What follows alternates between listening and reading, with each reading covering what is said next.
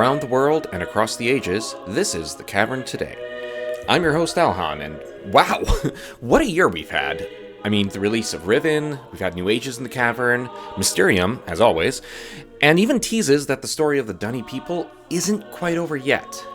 Not to mention that, as a crew, TCT is also celebrating a landmark 50th episode. It's incredible to think that a little fan project for an underground game, both figuratively and literally in this case, has been able to be around for this long, and we only have you, our listeners and community, to thank for it. So, thank you all so much for being with us. Whether you're a veteran from the Preafter days, or just discovering this little corner of the world. Speaking of our Holiday 2024 edition, we have a lot to bring to you. Dalken Starbyne has the latest updates from inside the cavern. We have a full TCT talk going over the year in review. A new musical piece by Semjay. The next installment of our deep dives. And of course, a brand new editorial by our own Sherry. So, sit back, relax, enjoy a cup of whatever beverage you prefer, and welcome to the Cavern Today, episode 50. You are you.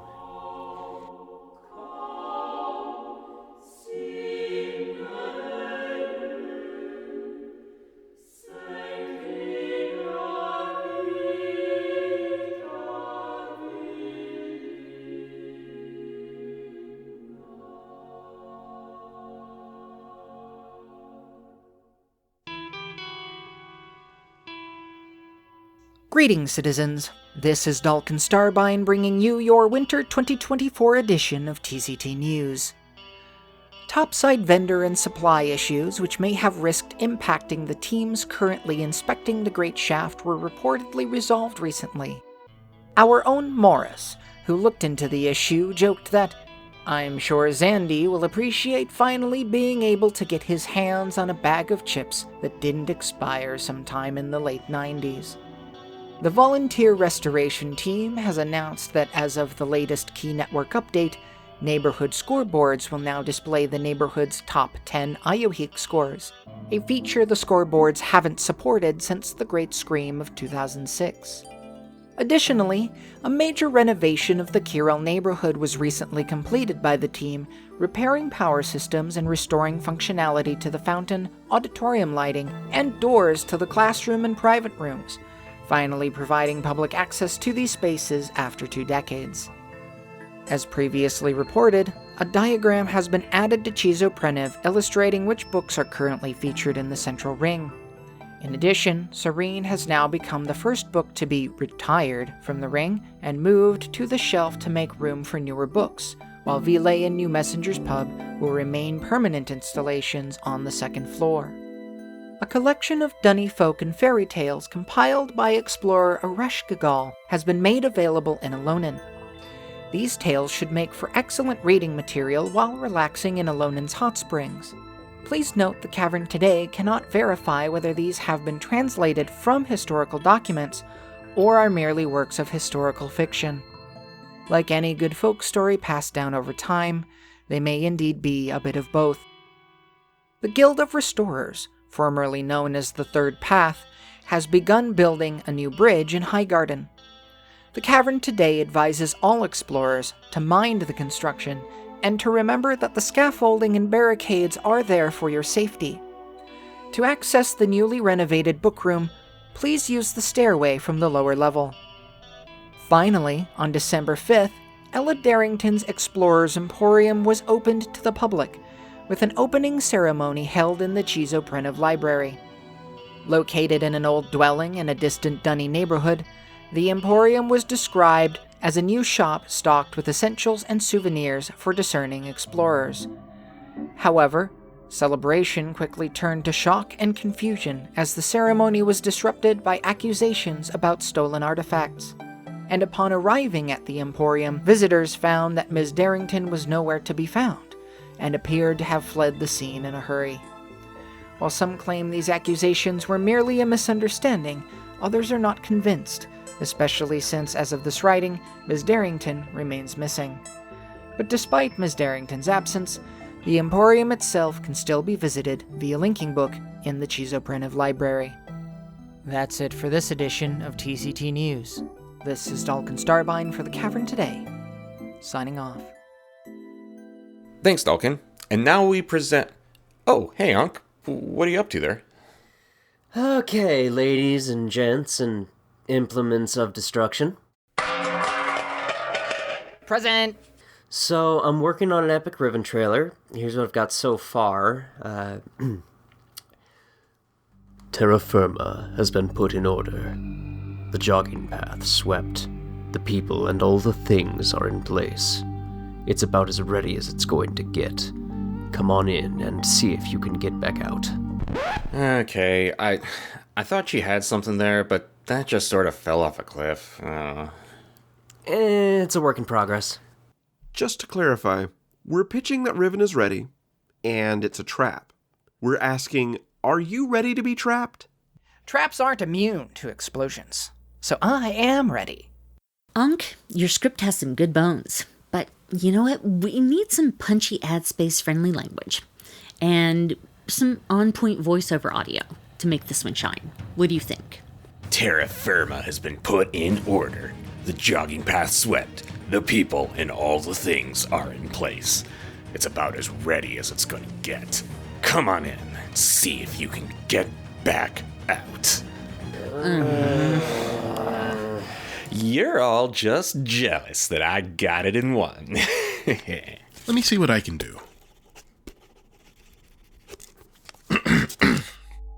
Terra firma has been put in order. The jogging path is swept, and all the things are in place. Today, we're going to make sure that all preparations have been made as we continue our exploration of the past and learn a fading history. History known to some, and history unknown to others.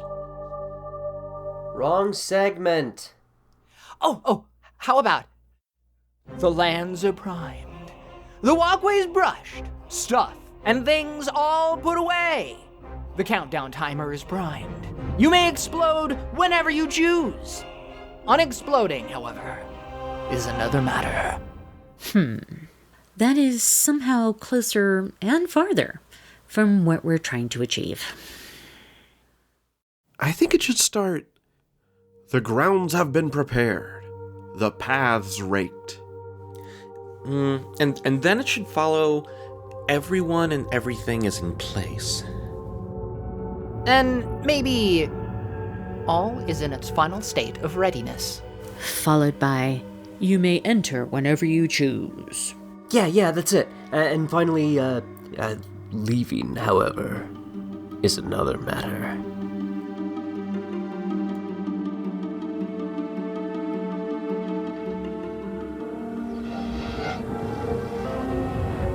The grounds have been prepared.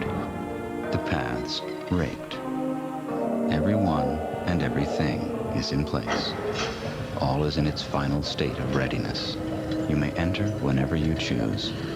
Leaving, however, is another matter.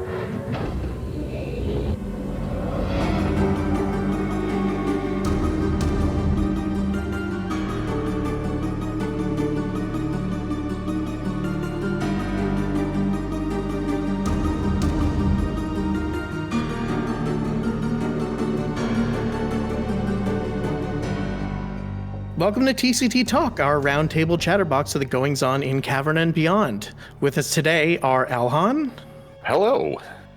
Dalken Starbyne, Howdy. Esto, Dora! Sherry, Hi, everybody. and me, Maurus. And we'll kick things off right away, just talking about what a big year for the Myst franchise it was. You know, the first big release we've had in a long time with Yeah, the Riven remake itself. I still need to play that. I'm such a bad Myst fan. Boo. Oh, there's nothing wrong with that. It's been a year for a lot of people. I have not played it a lot myself, but I've been able to watch my wife play through it. She's had a little bit more time and has been digging into it, and I have a lot of opinions about it. They're mostly positive. I have really enjoyed seeing what I'm seeing and some of the creative decisions they've made with it, which itself might be a controversial opinion, but that's its own thing. Well, I Yes. know that I'm very much looking forward to digging into that. I will say, the bit that I have played of it, my wife and I have had different opinions on it. She's playing it flat screen, and my intent is to play it fully VR. So I'm going to have a different perspective on it from that point of view. And I'm looking forward to digging a little bit further than just getting off of the first island and rolling from there. But hey, the VR implementation for the most part is pretty good in those first pieces. I will say VR implementation is incredible. While I have played a lot of the Riven remake on flat screen, playing it in VR hit me emotionally more than I expected that it would. There's something about standing in that space, like actually standing there. The scale is perfect. I really want to stream it in VR when I stream it. That would be cool.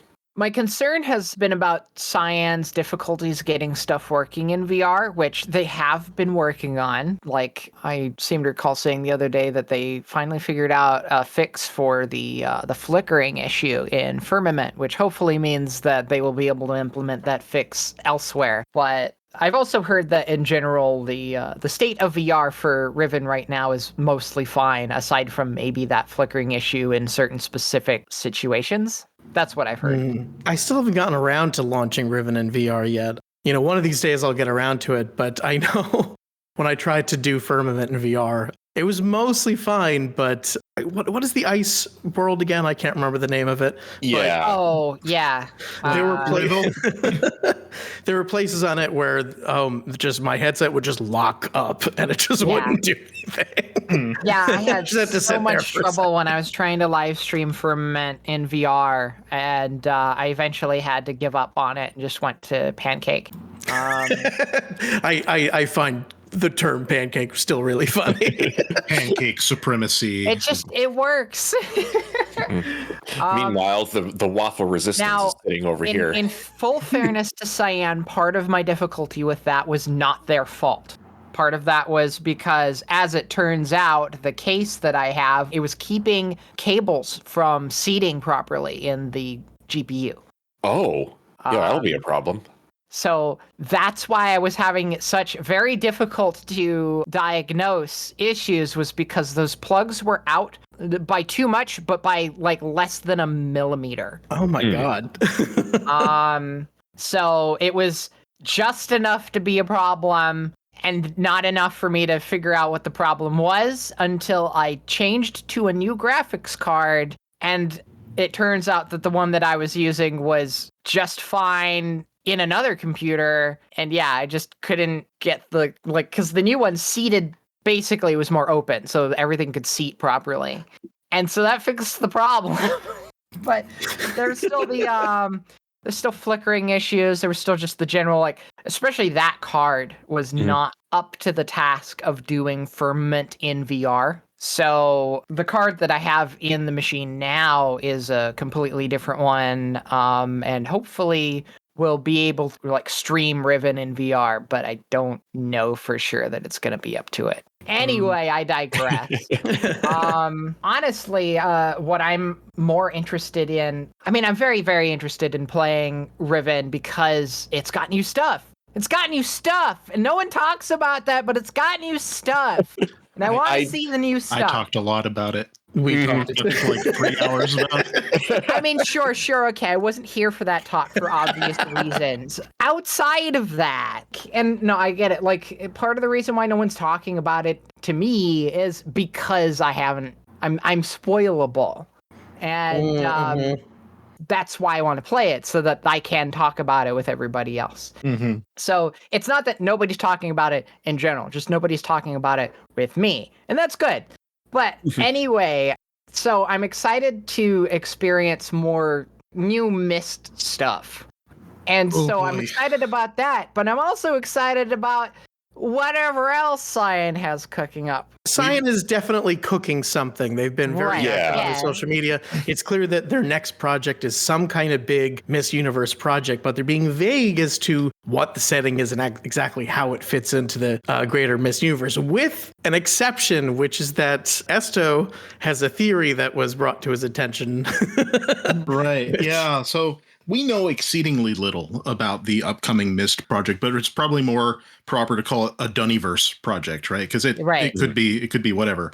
That said, we do know a few things. We know that it is not going to involve Atris and his family. The scientists that spoke at Mysterium this year said that that family needs to go to therapy, and we are going to be leaving them alone. Well, They also said, what else can we tell with them anyway? Let's be honest. Their story is done. It's it is so done. I think I won't get into that. I won't get into that right now. I could do an entire other. I've got too many thoughts on this. Anyways. I was about to make some Skywalker Saga jokes involved, so I'm with you here. I mean, somehow Gin returned, but you know. Anyways. That's going into the bloopers. The second thing that we know, we don't need prior knowledge of the series in order to play and enjoy this new title, which I think is a great decision for them to make going forward. Cyan does not want anybody to be intimidated by the constantly growing number at the end of whatever title they're putting out. Right. And third is something that I almost completely missed. In fact, I only picked up on it when I was listening to the State of Cyan for like the 8th time when I was taking notes on it earlier this year. And there was some kind of a statement that there are so many characters that we know that we've been introduced to that it would be a shame not to explore them further. Okay, well, what characters do we know? Most of those characters are Atris and his family. Mm-hmm. You cut those people out, that's like most of them. So what kind of characters would still be around? Well, I guess we've got I can think of everyone from Book of Denis. Almost everyone. Yeah, there's a lot of everyone who's not dead or missing. Correct. Yeah, we've got all those people on Releashon. We've got DRC people who we haven't seen in 20 years, and we've also got people from Before the Fall, such as the Lord Ricari or Viovis, or insert Dunny councilman here. It feels like with that idea, like if Cyan is pushing this as we want characters to be explored that are going to be known, I can only think of 4 big ones that have had the size of impact that they would follow. And that would be Savidro, which I don't think would be the person that they're going to follow here, although I would love to get a backstory on him. And then your other 3 are Anna, Itris, and Veavis. And I think that's where we've got to go with this. Yeah, I think that would be really. I think all of those. I think Anna and Itris would be ruled out by virtue of being part of Atris's family. Fair enough. That's true. So, which means we got our Veavis first-person shooter classic Denis game, right? That said, we could always do something weird with like, I turned back time and saved Kiddish. I mean, sure, Kadish is on the table. That is true. Technically speaking, we never met Kadish, but I think we all know what kind of person he was. Yeah, but then there's always the question of what kind of person is the version of him that Yisha brought back? Because that version is probably a different version than the one that is essentially the history book version. Yisha thought that he could be redeemed. She was, passionate about that. So those are things that we know. None of that is up for debate. What is up for debate is how closely you want to look between the lines at what Cyan has shown us in the time since Mysterium. I believe that Claire Hummel in particular had a lot to do. Well, probably Claire Hummel and Harrison Pink had a lot to do with their joke promotion that came about for this year's anniversary of Mist and Riven. It was always Riven, the sequel to Mist. Well, this year they put out merch that read Mist, the prequel to Riven, which was hilarious. Brilliant. The ad was perfectly like 90s-tastic. It was so good. Yeah. I could see it just right on the opposite side of the Gap ad in my mind. Like, I mean, that seems innocuous enough. It was funny. I actually bought one of the shirts because I just had to have it. It was so stupid. I needed it. There was a newsletter that released afterwards that read, "Wait till you see what comes next. Picture Mist in your mind, the surrealistic adventure that became your world. Riven is right around the corner, releasing in 1997, 2024. Either way, you're pretty sure it's gonna be amazing, and you're in it for the long haul. For now, you need some gear to show it. Amazing gear. Limited time gear. Luckily, we've got just the thing.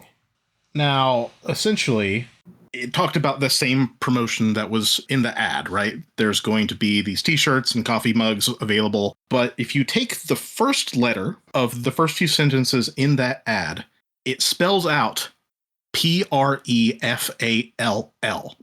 You're kidding me. I never noticed that. Holy Wow.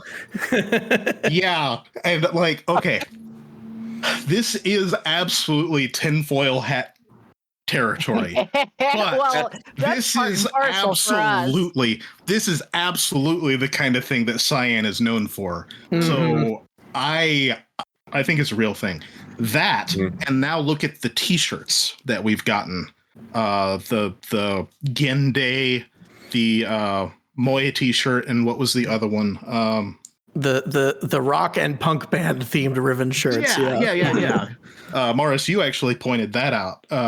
About how all the different font stylization seems to be hinting at, well, that they've put thought into what other fonts of Denis writing would be, which would make sense in kind of a more in a pre-fall setting, perhaps. Scenario, and when I mentioned this on certain threads, I got certain people sort of poo-pooing that idea and said I was being a little too tinfoil hat. But I think it makes sense. Clearly, they've been thinking about what are different contexts that Dunny characters might be used in.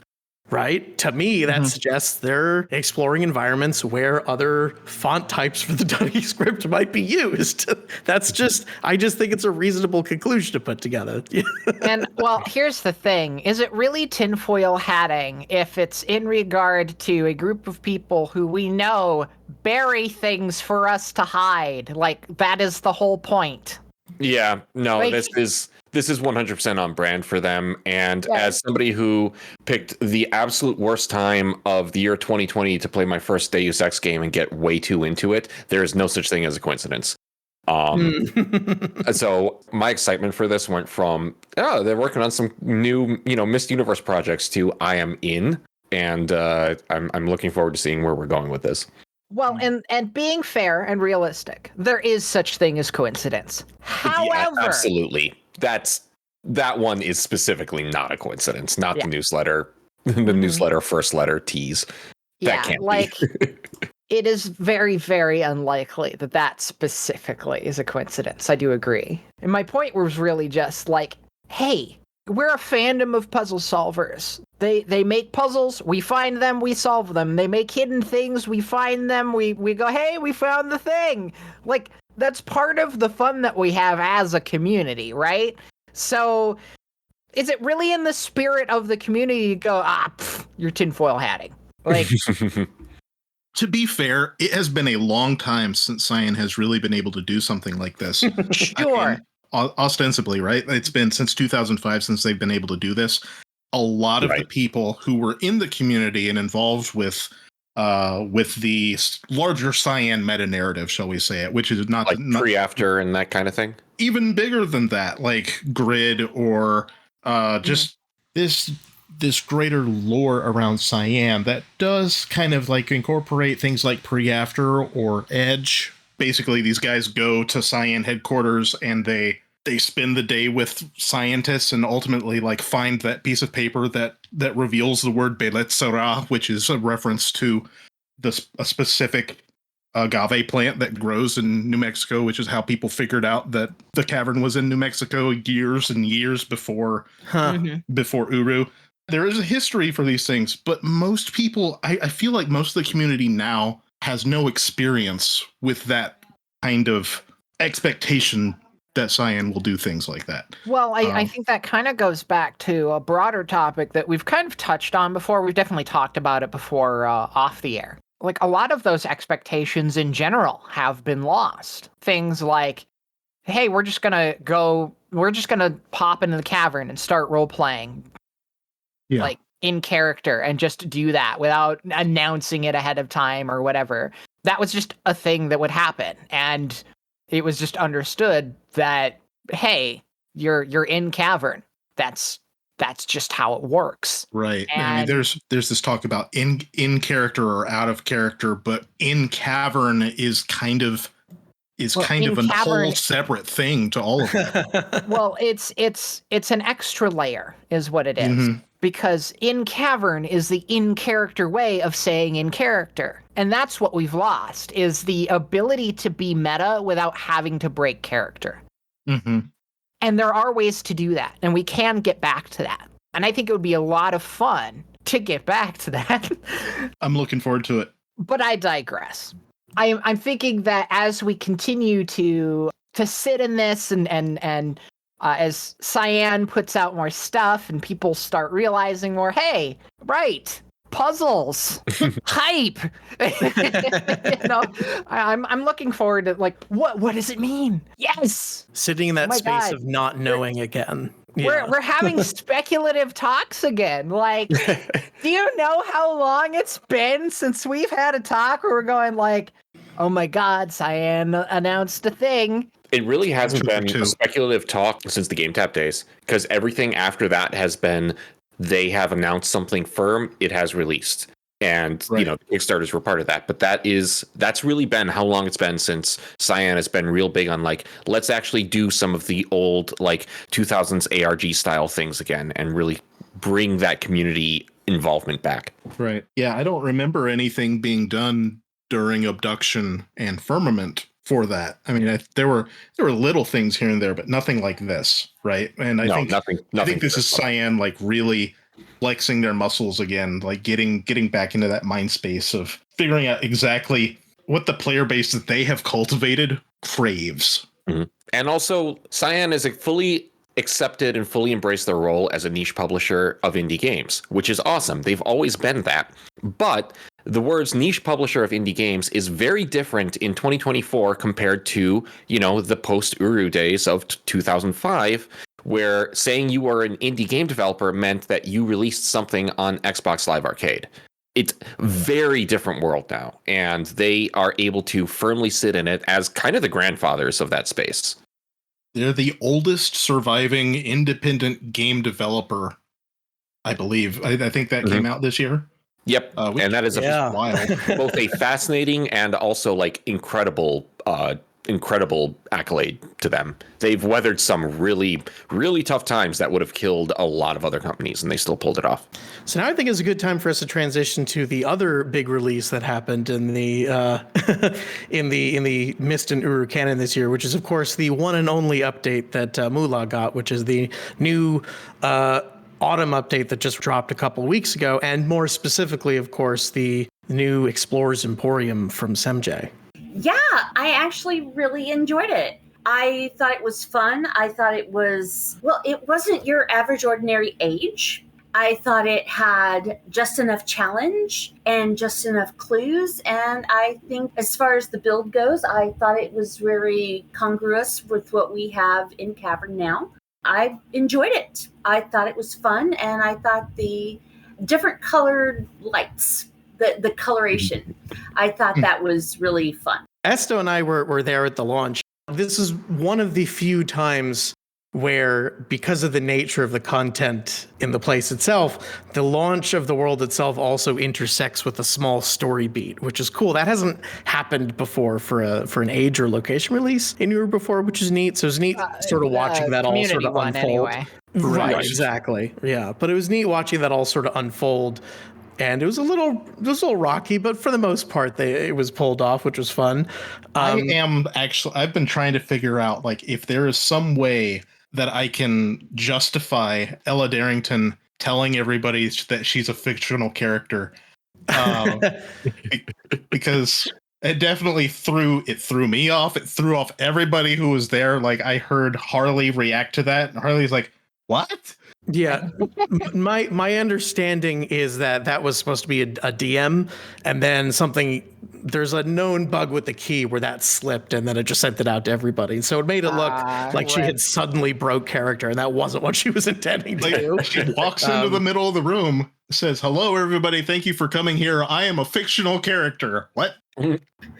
But on the upside of adventuring through that age, I ran into a friend of mine from Prologue. My buddy. Oh my. Yeah. No kidding. My buddy Earl, he had, I hadn't seen him since the very first Dunny Games Olympics back in 2004. So it was really cool running into a friend from Prologue. Wow. Yeah. No, I remember seeing Ural here and there. Yeah. Wow. Yes. Ural. Is that as in like Guild of Greeters Ural? Yes. Okay, yeah, I know Ural. I was standing next to him just the other night. Yeah. But it's funny. I was trying to keep track of sort of what the actual canon events that had happened were going on. I remember getting into one of the sort of open Uru chats and being like, wait, what's going on exactly? And something that Semjay sort of kept stressing and continues to stress, which I kind of really admired, was she kept saying, hey, you are you, so you decide. Yeah. And I'm sitting here trying to put a timeline of events together. And I'm like, oh, yeah, if the point of going to this area is that the person needs to unfold these details themselves, who am I to tell them what happened? That's for them to figure out. That's the whole point. The sense of relief I sort of felt when I had fully internalized that. Actually, a very wise thing to say, frankly. Yeah. I would say that makes sense for like 90%, probably 99% of the Cavern population, though they are also not, reporters from the Cavern Today. So there is, we do need a little more exacting information, but that also means that we don't need to be like squeezing blood from a stone. Right, yeah. I think what we've prepared for our Cavern News segment is enough that it gets the exact story beats of what had happened down without spoiling too much of the contents that can be found inside the Emporium itself. So I think we hit a good balance. And I mean, as far as that goes, we can always be a little bit in character about it. Like, the information that we would have is the information that we would have. And so, we don't need to worry about having, every little secret, every little thing that we can spoil for everybody and put it up for the world to see. That's, what playing the game is for. But, we don't need to be like, oh yeah, we have all these, like, where did we get that information from? Then we have to explain that. Right. So it only makes sense to report on what we would have seen with our eyes anyway. Exactly. So I suppose it's also worth noting, has anybody been to Curel lately? I have not. I honestly have not been in the cavern recently to see any of this stuff. So I've seen images. So It's not like I haven't been paying attention. Yeah. Well, I need to get off my butt and actually link in. Well, Curel's looking very shiny these days. They've turned on the lights, which, I don't think I'd realized that they were off to begin with until the last time I went there. I was like, oh my God, it's so bright here. That was one of the things that always made me sad about going to Curel. I was like, all the lights are off. It feels so sad and dark. Not anymore. It sounds... It is one wave file away from feeling like Traverse Town.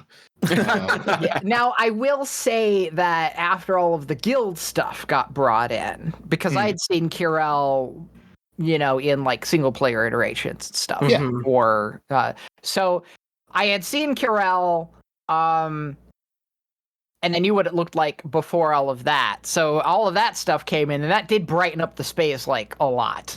Well, we've also got the fountain running again.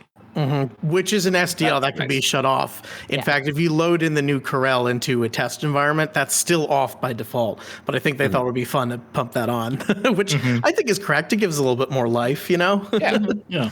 I remember back in those Game Tap days, Curel was one of my favorite places to hang out because it was the one that was like a truly universal neighborhood. And also, getting to hang out with guild members and just chat. That was a lot of fun. Yes, I agree with that. Yeah, the idea of exploring through, I could understand why some people might think that changing the sort of lighting conditions in Curel is sort of blasphemous. But, when you think of it in terms of, how Curel is being used, it makes sense in CC for this to be the old, abandoned DRC neighborhood that they used to be in. But the fact that it's currently active, being used on the first, Saturday of every month for the monthly meetings and whatnot. It's a place that is an active place in the current version of the world. So it makes sense that it would be a little more active in there, right? So with functional I guess my response to that is, are we restoring Denis or are we squatting in it? Yeah, exactly. Yes. Exactly. Yes, we are. Boy, I don't know about you, but I was living in Dakota too for about 5 years there. So, right. But the implication being that someone living in the place takes care of it. Someone squatting there is just existing there. Mm-hmm. Exactly. Wait a second. Now, for those who are if we have some new listeners, tell them where Dakota 2 is. Dakota 2 is actually a complex of buildings that you pass by along the Great Stair going from the ferry terminal to the Dakota Plaza up top. Yep. Mm-hmm. Okay. Now, are you talking about like where the where the Imager is for the Colo Pub? Yeah. So Colo Pub is part of Dakota 2, but generally when I refer to Dakota 2, or at least the part that I was referring to, is just after that second switch, or just after the first switchback going up the stairs from the ferry terminal. You come to a tent and you can hear this like generator running, and there's an open door to a building like right in front of you, and that is what I'm referring to, which I think is like technically like Dakota 2C or something like that. There's a map somewhere that's got all those little subdivisions, but yeah. But yes, to answer your question, the Colo Pub, which is a little further up ahead, is part of the Dakota 2 complex. There's an open door? Yes. Okay, that's new. It's behind a barricade, so you can't get to the door. Aha! That's why I was like, okay, wait a second. I've been in Uber life for the last 2 decades, and I didn't go in that door. What? So okay, good. I'm glad that somebody said there was a barricade there, because for me, I'm just like, wait a second. I'm literally following Esto's words as he's going up up from the ferry docks, and he's talking about the tent. I know where the tent is, and I'm just like, what open door, and why haven't I been there? So you know how you can't go behind the tent and stuff there? Yes. That's where the door is. Okay. And Esto, did you go into that door? Yeah, absolutely. I lived there for 5 years. I had a private island where nobody was around. That was fine for me, but you had to go breaking and entering. Let's be honest here. Look, there wasn't anybody telling me I couldn't go back there. Okay, you got a point. Well, technically, we were fine. It was not, I mean, I don't know what you guys are doing. I went and found a house out on the wall. You know where the houses are?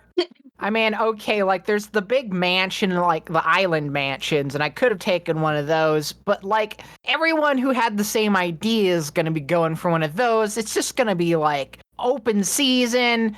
I'm just going to go find a nice, comfortable place along the wall and chill. Have my nice, like, little suburban-sized dunny house. And I would have done that, but I think you got the last working boat in Denis.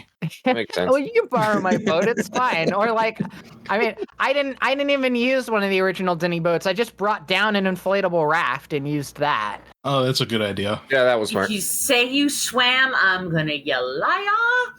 Anyway, no, but for those of you who may be joining us for the first time, that was a ICOOC train wreck. I think what we've learned from this conversation is that, all in all, Dalken was in fact just another brick in the wall. That's right. Oh my god! I always was.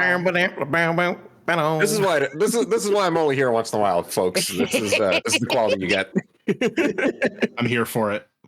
No, It's not a treat if it's all the time. Yeah. No. See, but I would have realized sooner that this was an ICOOC train wreck. I would have said no, stunt Dalken. brought a what is it? Those piton guns where you could shoot them into the wall with the little hook and the rope, and he actually rope climbed. Just straight up grappling gun. Yeah. I could see Dalken with a grappling hook and free climbing the outside of the houses, and then getting himself into a window. So I can tell you, I tried the grappling gun method, but as it turns out, Nara is really hard. It's true. It's true. Mhm. It's about as hard as it gets. But there were a lot of little changes that went into this update, not just Explorers Emporium. As we mentioned, Corel's updated. I don't know if you guys noticed the new construction that's going on in Highgarden as well. Blue spiral cement. Love the little details there. There's new entries in that journal, providing a little bit more lore to what's going on over in the Guild of Restorers, aka the Third Path remnants. Mhm. And then, of course, my favorite change that went, which is, of course, did you guys notice that the Danitos bag has been redesigned? Yes. This was a project of mine, so I'm very proud of it. Basically, it started as a joke because obviously it did. Right. But then I was like, wouldn't it be funny if that? But then I was looking at it and I was like, if this is a restoration that is continuing, then it does kind of make sense to update this. But if we're going to do this, then we have to do it right, which means I can't just take a picture of a Doritos bag. We have to start from scratch and then design something only with original elements that kind of looks like Doritos, but actually isn't when you look closer at the details. Right. So I spent a whole year dialing in those details until I was happy with it. And only then did I submit this for consideration. And people liked it, so. Well, you did spend a year on it, so I would certainly hope so. All right, what I want to know, as one of the people on the original Danitos ads, did you include shroom flavor, guacamole, and lava pepper? I just did as a straight up update of whatever text was on the old one, but updated it. So the original old one says Danitos, and then it says Cleft or something like that. I'm sorry, lava ranch. pepper and not Gira pepper. You know what? I hadn't thought of that. That therein lies my problem, because for the last 20 years I've been calling it cool cleft flavored Danitos, and instead it's cleft ranch. And I'm like, wait, it's noun, or anyway. So yeah. See, the thing is that it was Cool Clef, and then they rebranded in the 80s, and now it's There we go. That explains it. That was part of the whole changeover from the DRF to the DRC. yeah. Of course. That's right. That explains it. No, but you know what, Sherry? I do love the idea of, now that I have the original assets for that graphic, let's make some alternate flavors. That sounds fun. That sounds like a fun idea. Let's come up with alternate designs for those other. I think that's actually really fun. Heck, you could put them around places too. Like that could just be a reusable asset that the community could use. You give that texture to people who are age building or something. Put that crumpled up in the corner or something. Get a few boxes it of them already for fits a mesh that already exists. You could just drop it in and go, right? Fellas, dear Guild of Writers, please design a very Dunny created vending machine. A vending machine, yes. We need the vending machine made of Nara. That's right. Because why? Because Janathus has a chainsaw, and he will break into the Danitos machine. We don't want that to happen. That is the question. Did the Dunny have vending machines, and what did they look like? I haven't seen any vending machines around. Something tells me they just had street market stalls. That's true. Well, you see, Atris, when Atris came back to the cavern for the first restoration, he made sure to take all of the vending machines to release shop. That makes sense. That's it. But you're all missing. You're all missing the prime opportunity here, which is the Messenger's Pub. We need to be having a snack list to go with the bar, because I want to be munching on my Danitos while I'm drinking my glass of Rand Miller genuine draft. Yes. That's great. Actually, one of those. So there is a drink list in the new Messenger's Pub. I always wondered if somebody would be clever enough to come up with what those cocktails are. One of these days. Is there one for Grey Dragon's Tiki collection? He's got like a tiki glass collection that is like insane. That'd be fun. That's cool. I dig that. I don't think so, but that would be a fun idea for, if there ever were to be an expansion of that menu. That sounds fun. Yeah, well, if somebody just accidentally put a tiki glass onto the bar in the new Messenger's pub, I think that would be an awesome tribute to. That would be cute.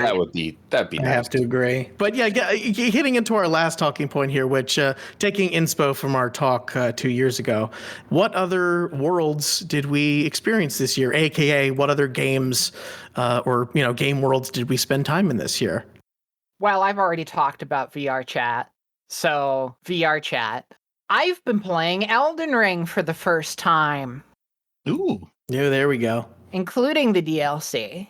So, that's been my first Souls-like, for real. Like, I did play the original Dark Souls for about an hour, but this is the first time that I've actually, sat down, owned the game, played through the whole game, and I still haven't actually finished the whole game. I've been taking my sweet, sweet time, just kind of screwing around. No, I mean, it's not just you. That's a similar situation to me. I played Elden Ring when it came out, and I still have made barely any progress despite having put several hundred hours into it. I beat one boss or something. I would be a lot farther, but I decided to the difference between me and your average Souls-like player is that I am also a Myst player. And so I like exploring every nook and cranny for myself rather than looking things up and finding where the best gear for the build I want to do is or whatever, and only going for that. So particularly being that it's my first playthrough. I would probably do that on subsequent playthroughs just to experiment with builds and stuff. But then I've already seen all of the stuff that I wanted to poke my nose into. One of the things I find really impressive about Elden Ring is that it is smaller than you think that it is. It is still very big, but they make good use of that space. It doesn't feel like Bethesda open world where it's all right, I'm gonna go 500 miles and there's nothing between here and the next stop. Mm-hmm. Right. I'm poking my nose into every nook and cranny, and there is something for me to find in every single one of those nooks and crannies, just about. It's very deliberate. It is. It rewards you for exploring. And so I've been exploring a lot because, go figure, I enjoy doing that. So I've been finding all of this stuff and reading up on all the lore because I love lore. And what? You like lore? I know, right? Shocking again. All of these just startling revelations. Only here on the Cavern Today. But aside from Elden Ring, I don't know. I've been doing a lot of personal project stuff lately. Well, what about you guys? What have you been playing? Well, I probably got 3 major worlds that I've been kind of living in for the past year, so I won't belabor the point too long. First one, my big stream game for the year with a buddy of mine. We've been playing a bunch of classic Pokemon games with a bunch of rule twists, randomized Pokemon, different types of hardcore rules, and we're playing the games side by side. So if we have to catch them together, we have to name them together. If one person's Pokemon goes down, the other person can't use theirs. A bunch of kind of crazy stuff there. That's been fun. But when it comes to newer stuff, I'll kind of go into 2 bigger ones. First one would be the World of Faerun. Been playing a lot of D&D. I've been playing D&D for a bunch of years now. And my D&D group, we fully finished our first full campaign. And that was nice. A bit of a catharsis moment. But we had a complete, fully finished that this past spring, summer, which was awesome. And also great and kind of bittersweet, really, to finish out a roleplay campaign, doesn't it? It really was. We absolutely loved our characters, but also we had been playing that campaign for about 4 years, and it was a bit emotionally taxing. So we weren't. Yeah. We were glad to be done, and then we were ready for our new adventure when it wrapped up. But it was great to finish. Along those exact same lines, Baldur's Gate 3 definitely was a big piece of my spring and summer because I'm hot garbage and was having serious trouble getting through the first chapter of that game because I ended up just recreating my character from that first campaign in Baldur's Gate, and then, hey, I wasn't having a problem anymore. Funny how that works. I thought about just importing a character with the exact stats directly, because the BG3 character creator is flexible enough that you can basically just do that, which is super cool. I couldn't do exactly the same, but I could get the same class, but I couldn't quite get the same race, but I was close. My character in my campaign is what's known as a Githzerai, basically interdimensional alien. And then you can play as a Githyanki in Baldur's Gate, which are like kind of like the Vulcans and Romulans in Star Trek, how they're the same race, but they're not. Yeah. So it was close enough, and I made it work from there. But that was also very rewarding, and I beat it, and I haven't picked it back up for any other replays because it was satisfying and it was big enough that I don't want to sit down and commit to another playthrough of it yet. Yeah. That's the same here. Like, I think I would like to play it again eventually, but I'm getting there with Elden Ring as well. It's like, okay, this has been so much game. I would like to do more of it eventually, but I don't think I'm going to do it right away, right when I'm done. I do have one other thing that I did explore closer to the beginning of the year, which I think is going to be of much more interest to, especially to fans of Myst. And that is, I played through all of the games in the Remedy Connected Universe. That was incredible. For those who don't know, those are made by the company Remedy Games, and they are Alan Wake, Control, and Alan Wake 2. As well as a couple of spin-offs and little games. Dalken, you were talking about the lore and finding nooks and crannies in Elden Ring for getting into that. Yeah. And if you like that, then absolutely all three of the Remedy games, of those Remedy games, are going to be up your alley. All right. Well, I'll have to go check it out. I don't think I'd heard of them very much before now. I think the name Alan Wake, that rings a bell. Alan Wake was, I think originally it was like a Microsoft Xbox exclusive back in the 360 days.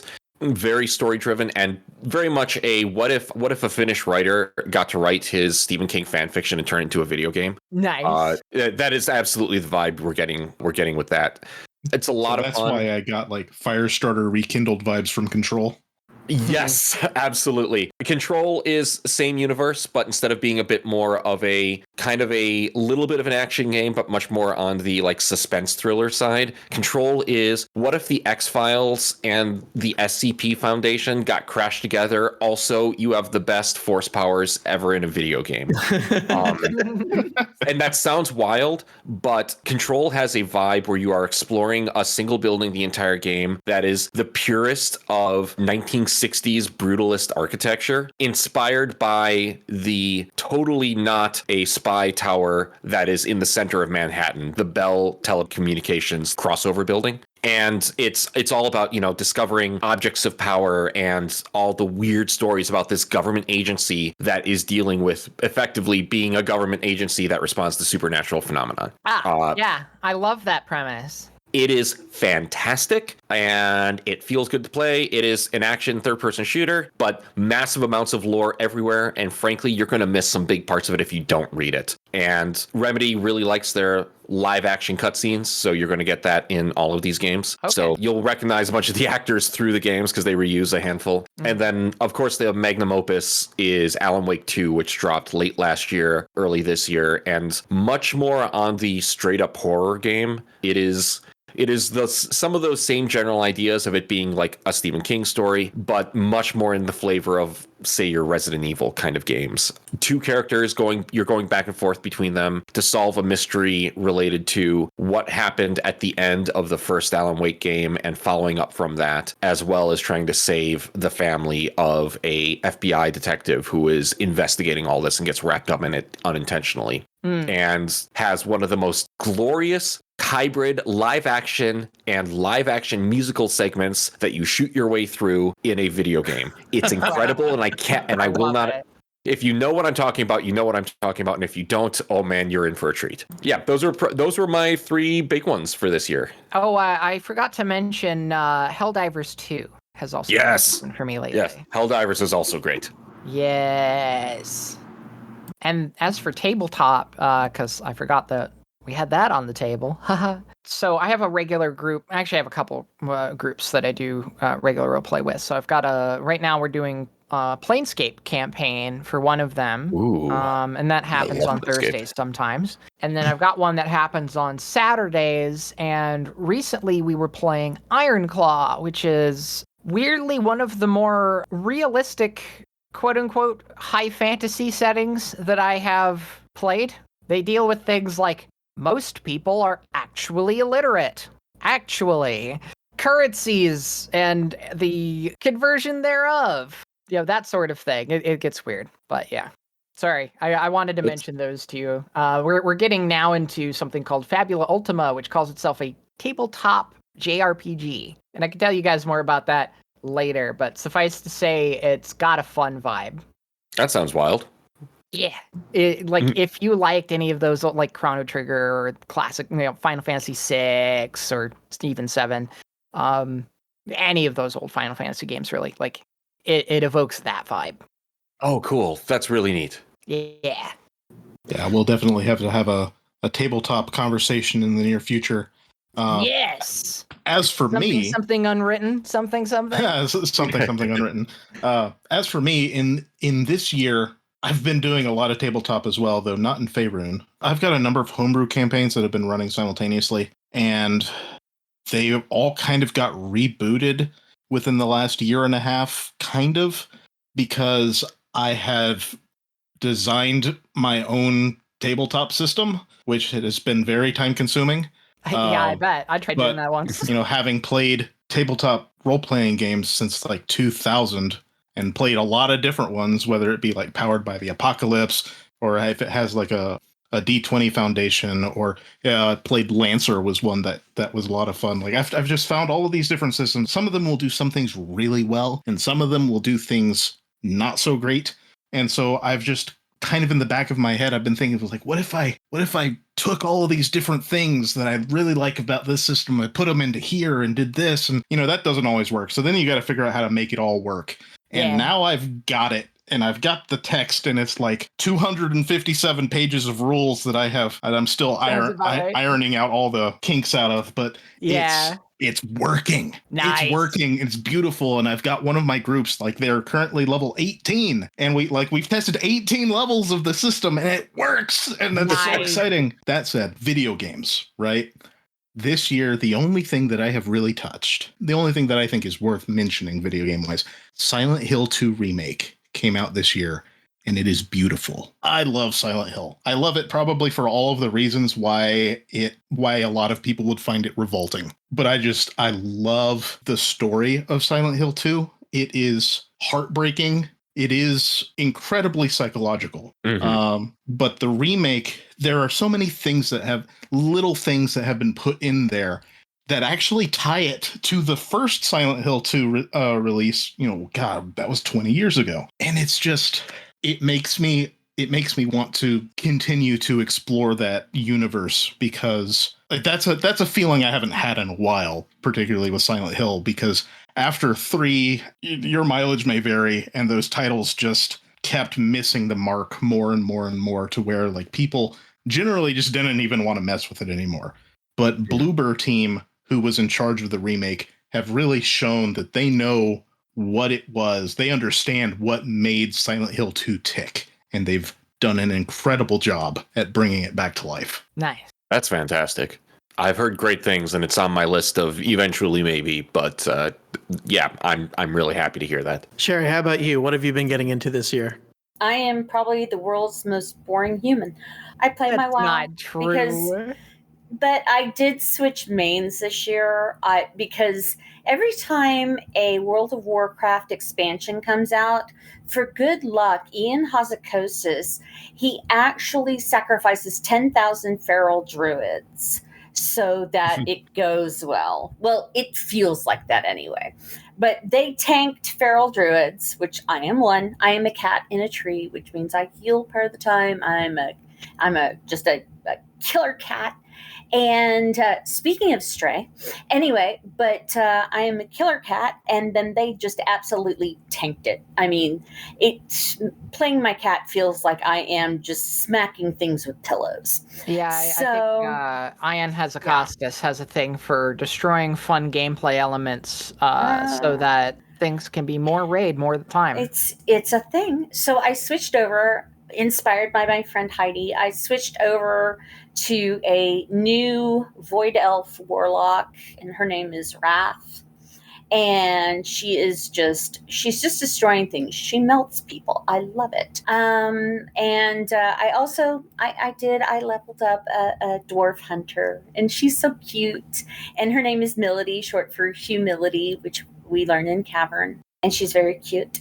But otherwise than that, when I'm not trying to melt things in WoW, I have been RTSing. I know everybody's got to get the latest game when it comes out and all that other stuff. I am not that way. I am more of a budget gamer. So I wait until prices drop or sales come on Steam or whatever.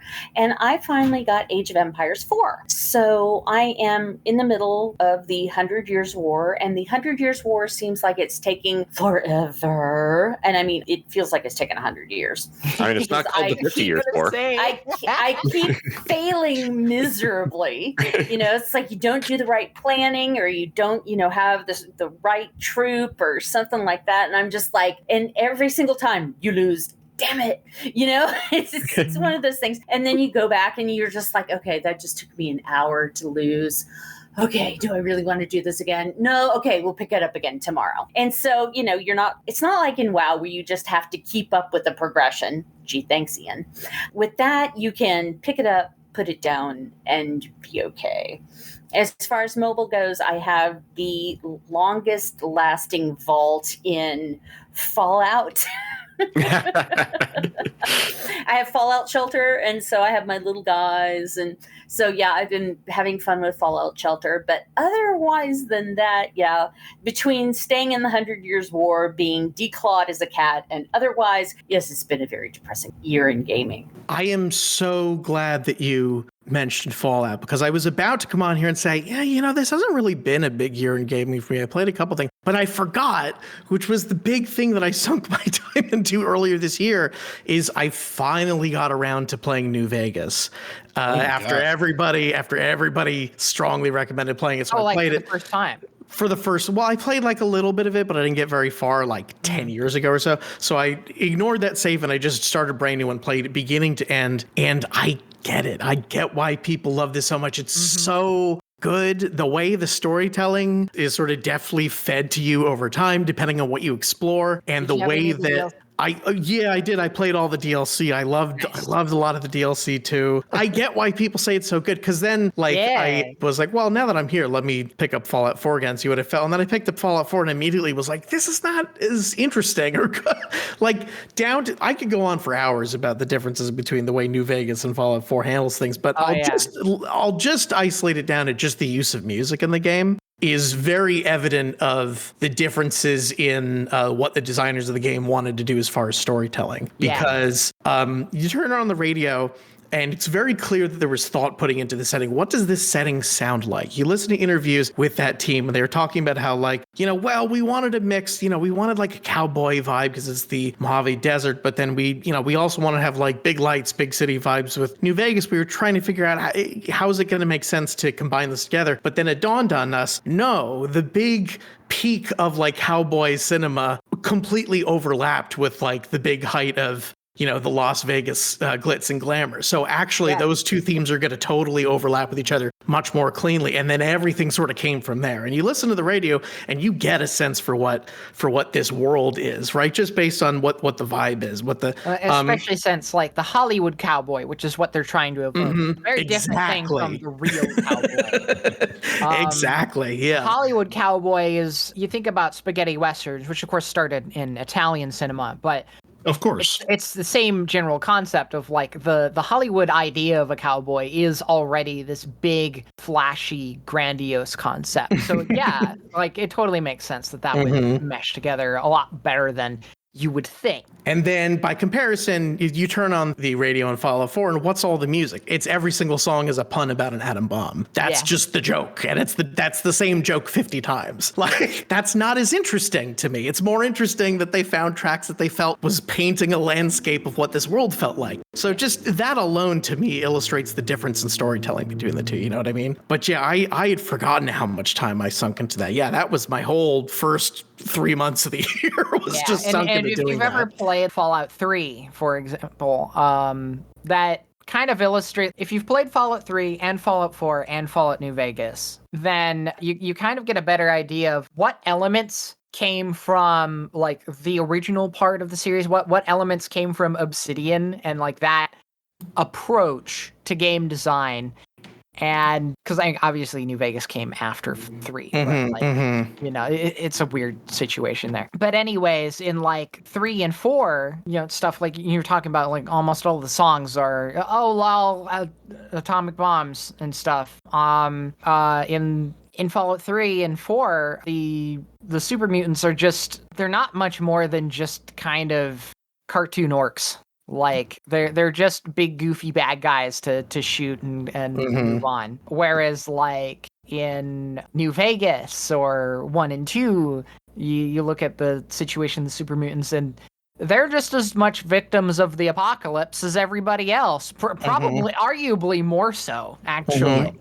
And there's that scientist who's actively studying super mutants, and there's that whole quest line with him, and it sheds a little bit more light into that whole, you know, situation. You know, and that doesn't mean that they don't take the liberty of being a little goofy with it. Of course, there's that one follower who the whole joke is that she's a super mutant, but also grandma. So she's like, "Come here, dearie, give your grandma a hug." Yeah, it's a good bit. It's funny, but oh yeah.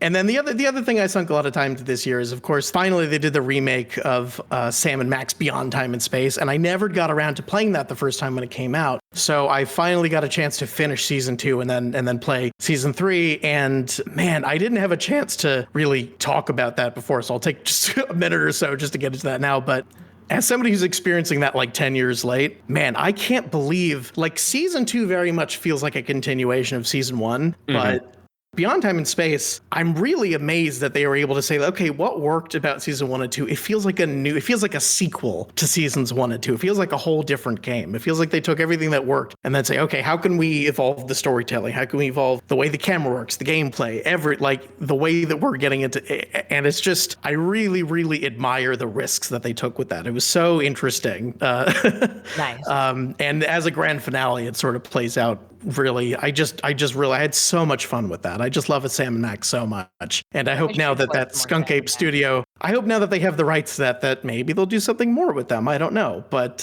you know, I guess time will tell. But I really, really enjoyed that. And Sam and Max will always have a soft spot in my heart because, of course, they were brothers with Mist Online, who were live in Game Tap, of course. Yeah, of course.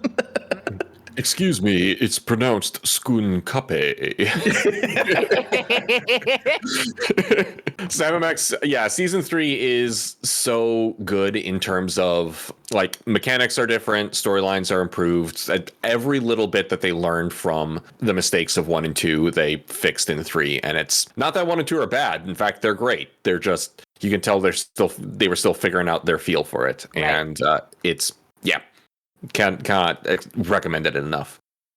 I think that's going to do it for us for TCT Talk for this episode. This has been Alhon. Thanks a lot for listening. Dalken Starbyne. Shura. Esto Centura. Good night, everyone. Sherry. Good afternoon, good evening, and good night. And me, Maurus. Take care, everyone. Bye, we love you.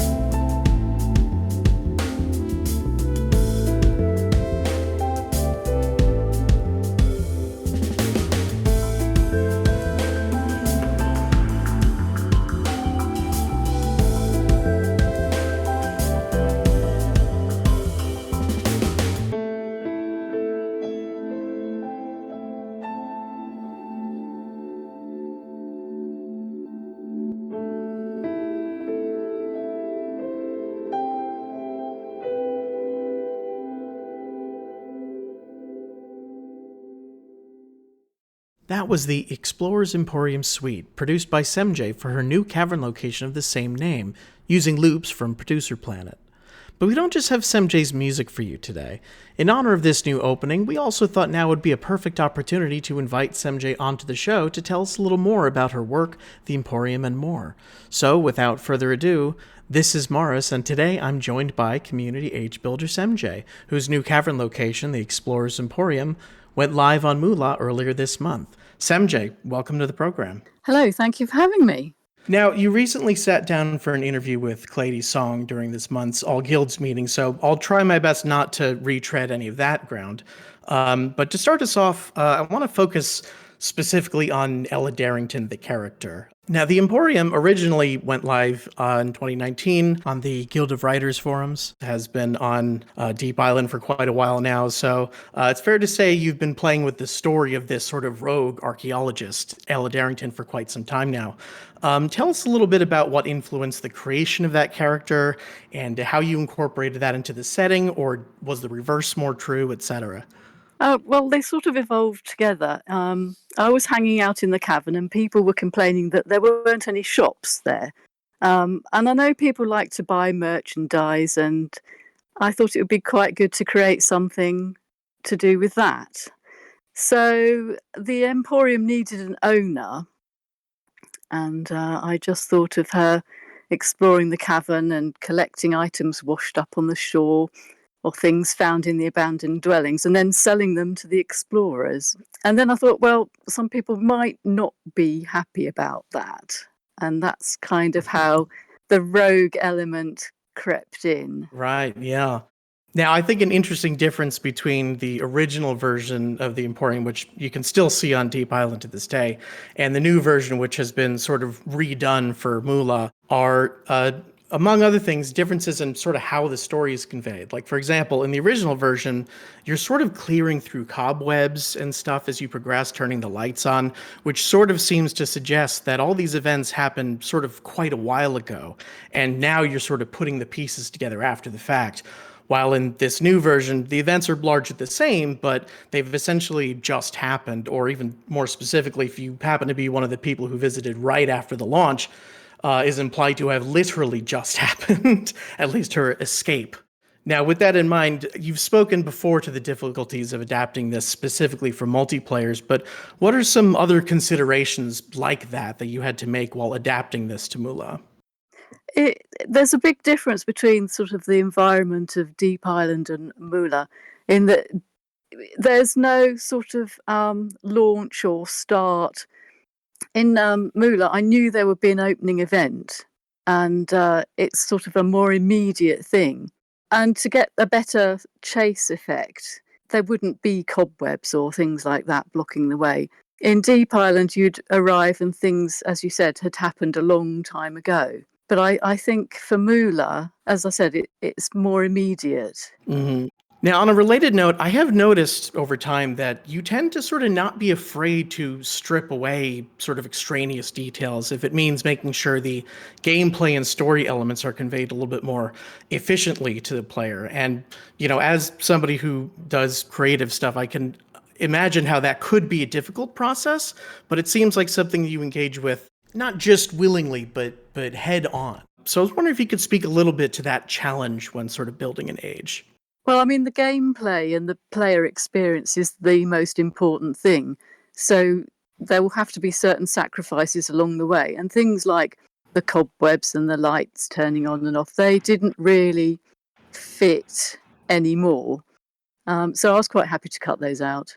So moving to sort of a different topic here, I've noticed that an idea that you've been sort of repeating a bit in the community recently is this idea of you are you, so you decide, which actually we've decided to name the episode after. Like, you see, I thought that was the whole point of the game. I mean, it says you are you on the box. It does, and doesn't it? You arrive and you are not being taking on the role of another character. You're not being Alan Wake. You're not having a story told through you that's been predetermined, are you?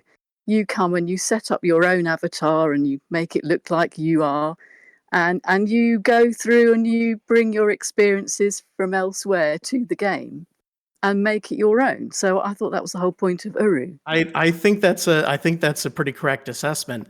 But how would you say keeping that philosophy in mind influences the way in which you infuse story or lore elements into something that you're building? Well, I think it's got to be predominant in your mind all the way through. I mean, the kind of people who play this game are all highly intelligent, thoughtful, they're perceptive, they're imaginative. So let's tap into that. They bring their own experiences and they want to make their own inferences and draw their own conclusions. So I try to keep it vague, as it were. Yeah, I think that's spot on, really. I mean, just as an anecdote I can relay, I know when the launch was happening, you probably remember this, I was sort of in the threads sort of trying to figure out the exact detail. Wait a minute, what exactly is Ella doing? What's going on? And after you had sort of brought that up, sort of as a way of reassuring me, basically, it did click. It was like, yeah, the point of this was to create this new space where somebody can go in and figure out things for themselves. So it's not on us to tell them that. That's the point, isn't it? Yes, exactly. I mean, you can go in as deeply or not as you like. I know there are people who like to race through and get to the end, but if you just have a linger and wander around and look at things, and you go, oh yeah, that's come from such an age, and oh, that's come from here, and an interesting side quest might be, can you identify which ages she's been to, and where hasn't she been to? I mean, there's a significant age that she hasn't been to where stuff is still left lying around on somebody's desk that she hasn't tidied up yet. I did just as a side note, I did appreciate all the little, because there's a lot of little granular details if you go looking for them. There's little bits of information almost everywhere, almost in every texture that's at least communicating something. And I think that's what's sort of so interesting about the way that space has been set up. What can I put in that will represent, this place, or what might she have picked up from somewhere? That kind of thing. Now, sort of moving on to another sort of topic here. Now, you have an arts background, and I did notice that a character element that you incorporated into Ella Darrington is that she mentions specifically being influenced by Art Nouveau and sort of the whole way the build of the age is set up. And you can really pick out those details, in the poster it's there, and even the way the sort of dunny lights were restored, they've got all these little Art Nouveau sort of details in there. So I think that communicates really clearly. And I'm just sort of curious whether or not this directly impacts any age building work you do. Just as a creator, I'm curious, what would you say are some of your biggest sort of artistic influences in general? Well, it's more of a creative art. So that includes writing and music, theatre, performance, just sort of general art making processes. And when I was a student at college, we did a whole thing about nature versus industrialization. And of course, the arts and crafts movement were big at that time.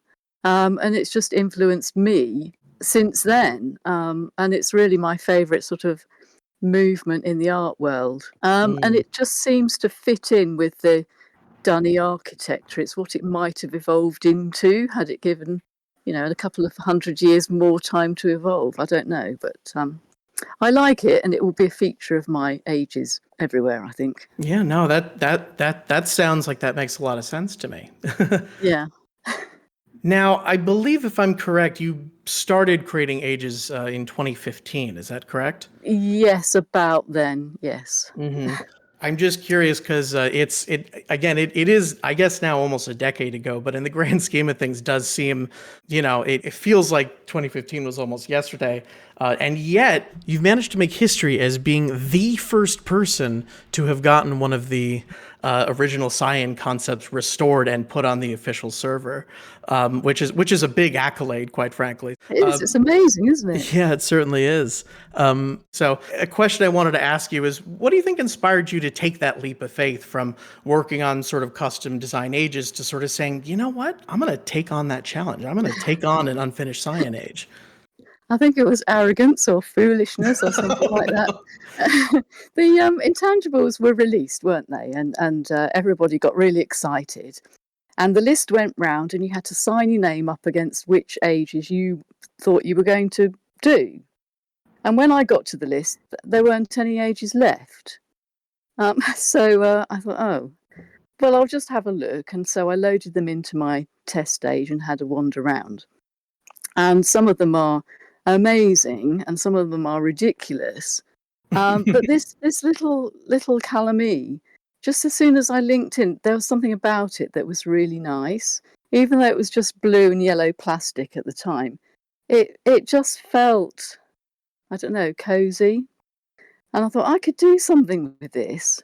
And that's what started me on the path. But of course, I couldn't do the big Calamee because someone else has signed up to do that. So really, it gave me a lot of freedom to do my own thing because I just left all the notes and the artwork and concepts to one side and took it my own way. Yeah, cozy is definitely a word I would use to describe that finished Calamee. You definitely, and this is owing a lot to the additional details that you added, but the little details of the sort of homestead and the sort of farm and everything, it really feels, there's a lived-in quality to it that feels very cozy, and it feels so totally in line with sort of everything else we've seen in Uru, I think. But speaking of intangibles ages, of course, something that's coming up for you is that you've, as announced at Mysterium this year, you mentioned you were working on Venilem. And I'm just curious if you had any previews or tidbits or any hints to offer about what we might be in store for in the future. Well, again, I don't know if I've bitten off more than I can chew with this.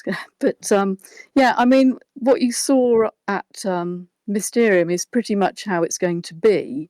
I have improved a lot of the buildings now. I have animated the harvesters.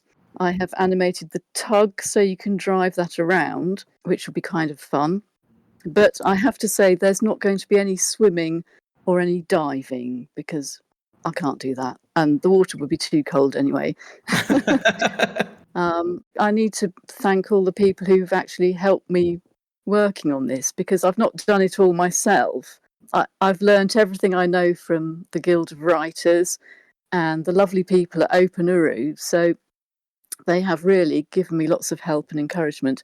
And of course, the testers who do a fantastic job checking through very carefully to make sure it's suitable for inclusion. Well, Semjay, I think that is just going to about wrap us up. So I want to thank you so much for coming on the program. It's been such a pleasure having you on. Well, thank you for having me. It's been great talking about these things. And to our listeners out there, make sure you check out the Explorers Emporium, which is live now on Moolah. And for the Cavern Today, this is Maurus signing off.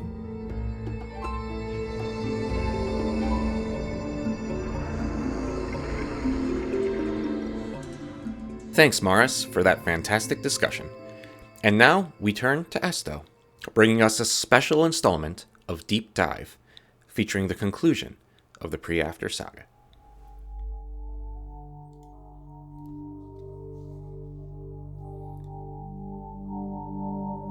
Uru, a word that draws us to this place to learn and laugh and live amongst each other in the cavern.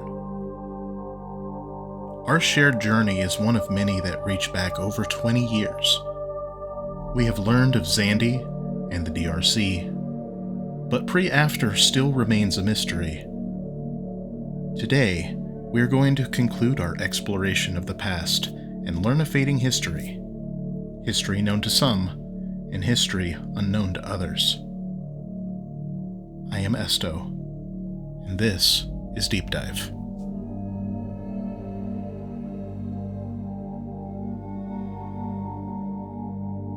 There's a great deal of history that you should know.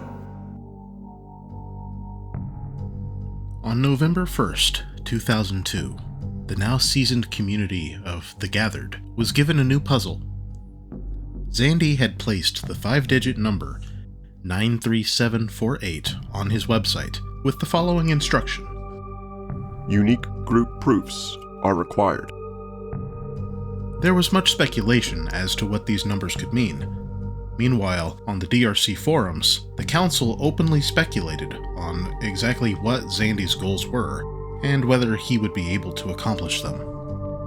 Not long after, Xandy made an update to his Preafter site, the center spiral on his main page became an active link to what was dubbed Uru. This reveal led to a frenzy of posts by the DRC. We have started our preparations for an inflow of people, but we are nowhere near ready. It will be months before all of our preparations will be complete. If too many people start showing up now, it will create a domino effect and could literally set our restoration efforts back years. Marie Sutherland. I have to agree, though the more people that are down here, the more distractions we will have keeping us from the restoration. As for his choice of names, Uru is obviously appropriate. It's definitely what Eli would have used. Dr. Watson. I'm just not sure how he thinks he's going to get people here. Dr. Watson, do you think he's even thought of the logistics? Or is he just flying by the seat of his pants? Sure, his dad gave him the land, but is he expecting people to just show up in the middle of nowhere? And then what? Walk? Victor Laxman. While having different meanings in various languages, Uru meant city in ancient Sumerian. It also had a connotation of deep. This revelation and comments from the DRC led to speculation that the center of Xandy's Preafter spiral could symbolically represent the entrance to the legendary city of Denis.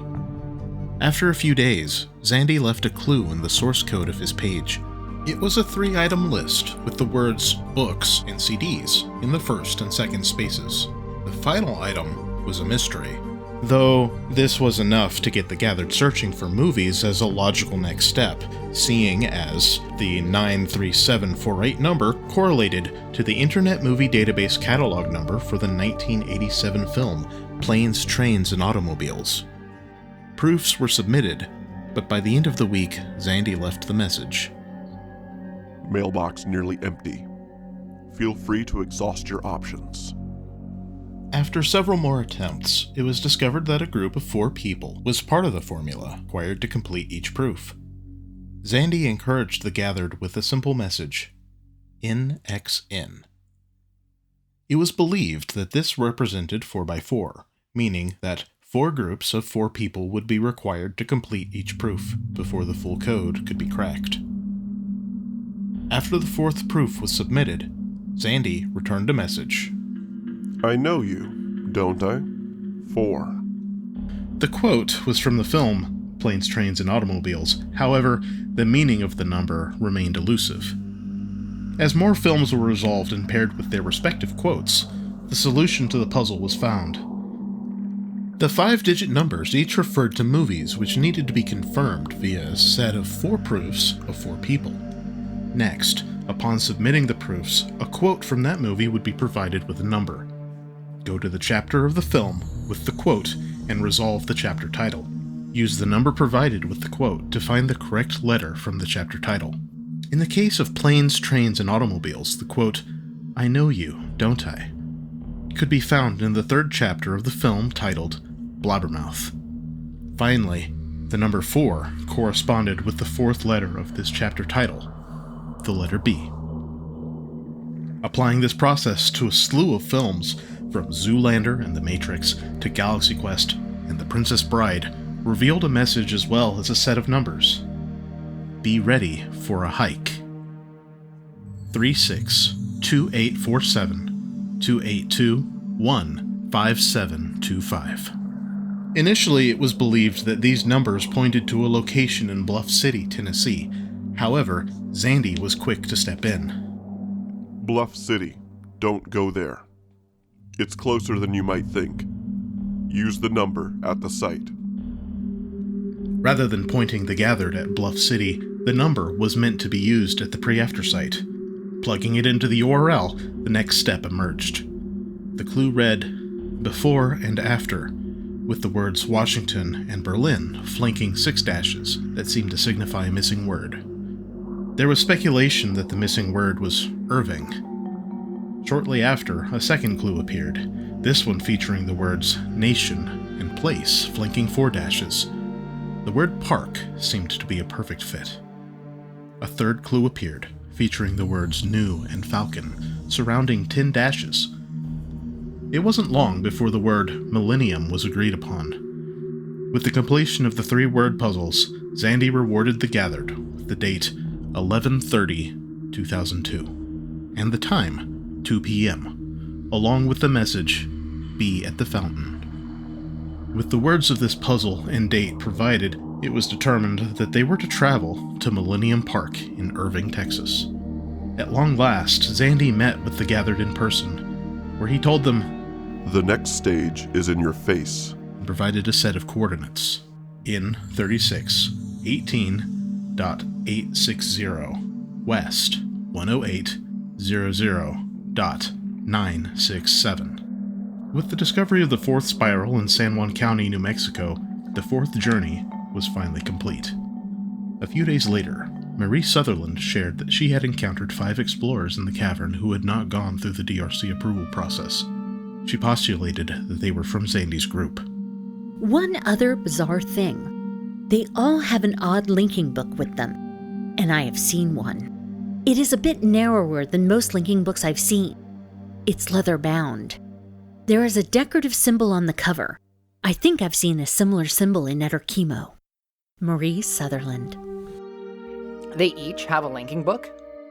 Where would he get a supply of books? Where does it link? Dr. Watson. I found one of the new explorers who is willing to let me use his book. It links to an age that we haven't seen before. Here's the most amazing part. The explorer linked in after me. The book came with him when he linked with it. I thought that was impossible. Marie Sutherland. On December 6th, the 4th spike of the Preafter site disappeared, and spike number 5 became an active link to Zandy's next message. "Gather the gathered. Share the journeys. This one's up to those who have taken a journey. When and where is up to you. Get the journeys together and send me proof. I'm very patient, so it doesn't have to be immediately, but the sooner the better." Meanwhile, the DRC was still reeling for Marie Sutherland's revelation, and sought to find and use one of these books themselves, ultimately verifying Marie's experience and spurring all new questions. Frankly, I had really expected this to be some kind of hoax. We have never found a Denis book that can do this. We cannot stop the Uru explorers from using their books, but we need to be clear that if they choose to continue using them, that they are using them at their own risk. I will not be using any of those books again until I better understand them, and I insist the other DRC members refrain as well. I think it's time that I talk with Professor Zandy directly. Dr. Watson. On December 21st, the gathered brought the 4 spirals together in Santa Fe. They posted together with the spirals for Zandy's required proof. In true Zandy fashion, he updated his Preafter website. Gone was the spiral with dimmed spikes. In its place was a new symbol that resembled a hand constructed from a central spiral with 4 lines above representing fingers. Zandy was not done yet. He announced that he would select from the gathered the next group to enter the cavern. As the gathered speculated on when and how many would be selected for the journey to Denis, Zandy shared his final quest along with an image of a journey hand made of pine cones. "Time to make the journey. The best journeys are natural and fleeting.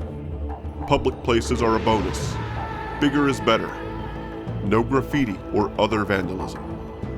The Preafter quest was complete, as the gathered were invited to celebrate the coming Uru by making their own journey hands around the world. Journey hands were drawn in the snow, baked into pizzas, placed on billboards, and drawn into the sand. The Uru was coming. Over the next year, more and more of the gathered were brought to the cavern. As the cavern began to fill with more and more unauthorized explorers, the DRC scrambled to provide neighborhoods for them to stay in, quickly expanding from Bevan to Serret and beyond. The explorers began speaking of a journey they'd taken. They no longer just formed the journey hand with their bodies in open spaces, but now they wore the symbol of their journey. We will discuss this new journey and the world forever changed in our next deep dive.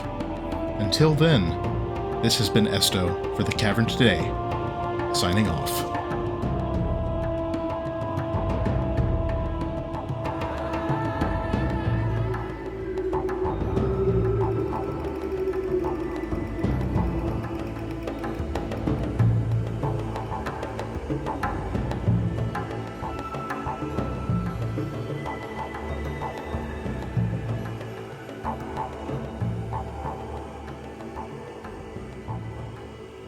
Thanks, Esto.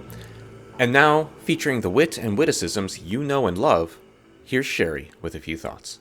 Hi, everyone. It's Sherry again for the Cavern Today. You'll have to forgive me if I'm a little out of breath, but I just finished changing out one of my headlights on my Prius.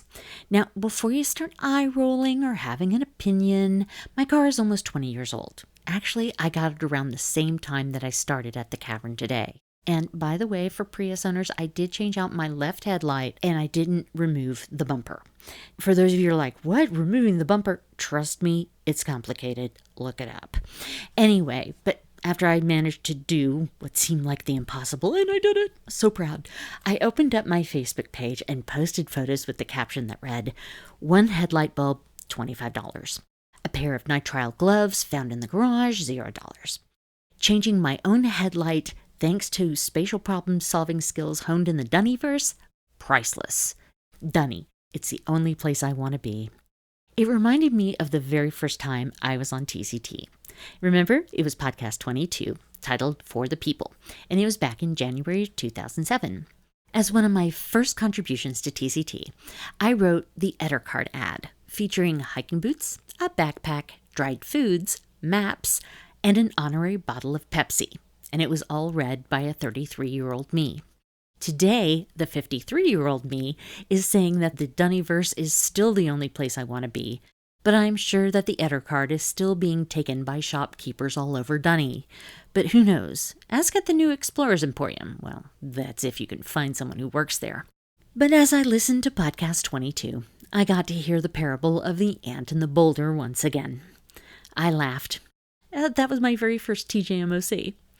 Well, what struck me as funny is that 20 years later, people are still screaming about the boulder in the middle of the road. The people who rolled the boulder down the hill in the first place are now in charge. And the ant? Oh heck, he's just long gone. 20 years later, I still maintain that common sense is the rock in the road that people trip over but never look to see how they became face down on the ground in the first place. I laugh a lot these days, watching people step on proverbial rakes, knocking themselves senseless, only to hear the crowd say there was no rake in the first place, or that the rake was planted by some make-believe entity. It's like Gen walking around the fifth age wearing naught but his goggles while everyone praises his robes. Yep, it seems as the surface world beyond our cavern home has gone off its collective rocker.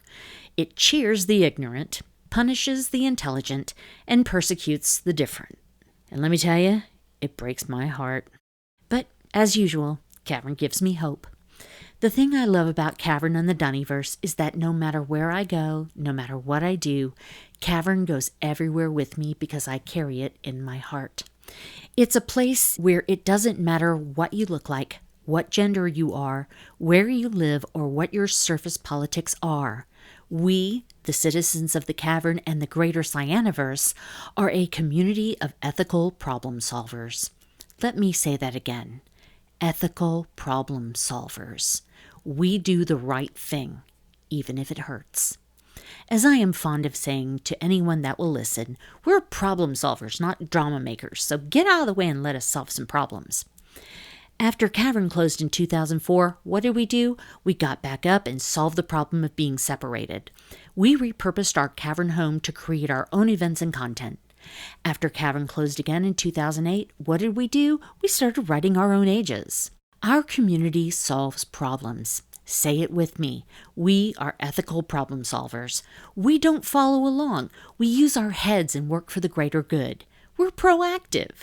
We make our world a place of peace, where two diametrically opposed people can solve puzzles together with patience, perseverance, and grace. Like Pepsi taught me, give your very best to the community. And like I learned to say, be of humble service to the community. Remember, we are a selfless people who volunteer our time to fill our Cavern home with fun, love, respect, and gratitude. So while the surface world goes mad, I am grateful beyond words that I can log into Cavern and know that I am safe. It's more than anything I could ever hope for in this day and age. So the next time the news makes you want to holler, just say to yourself, I'm an ethical problem solver, not a drama maker, and selflessly solve problems with patience and grace. After all, it is who we are. But then again, That's just me, of course. For the Cavern Today, this is Sherry, signing off.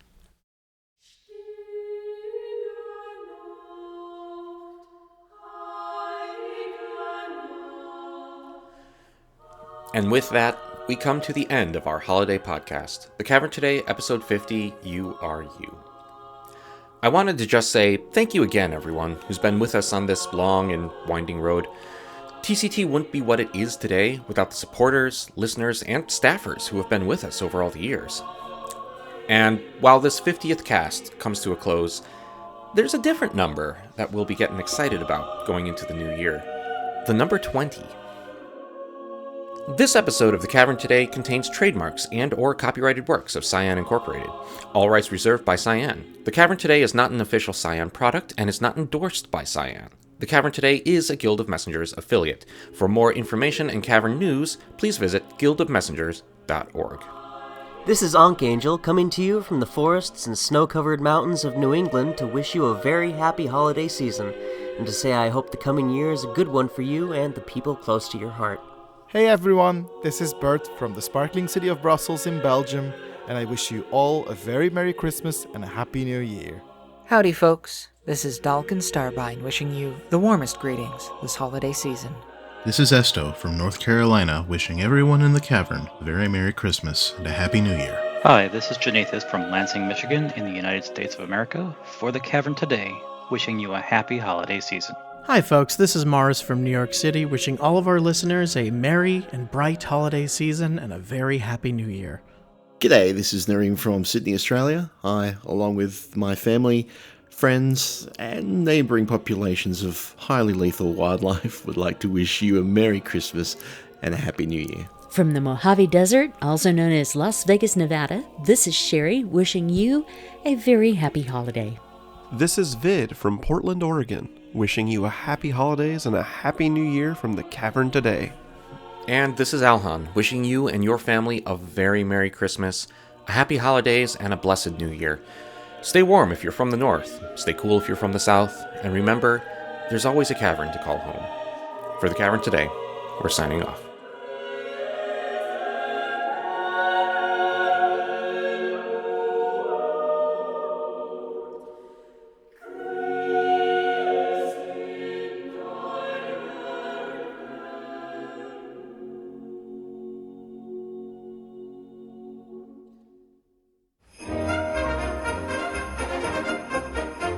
Yeah, I mean, so let me try that one again. I swore. Sorry, we're gonna have to cut that one out. You swore twice now. I'm keeping track. Oh no! It's Sherry again for the Cavern Today. You'll have to... Okay. I'm broken in the head.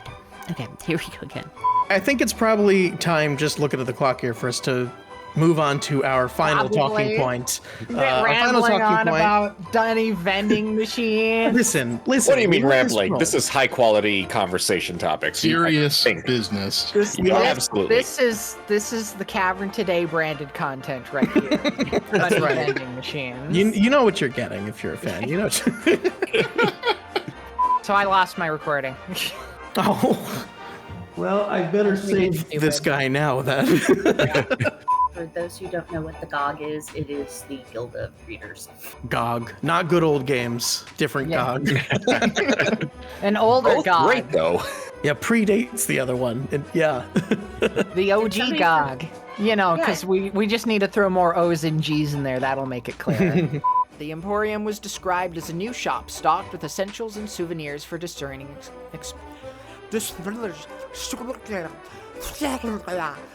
What is wrong with me today? I need like some water. We're all goofballs here. That's the whole thing. You get us in troublemaker mode, and we go off into troublemaker mode. I am the grower. It's Vegas, baby. Happy New Year.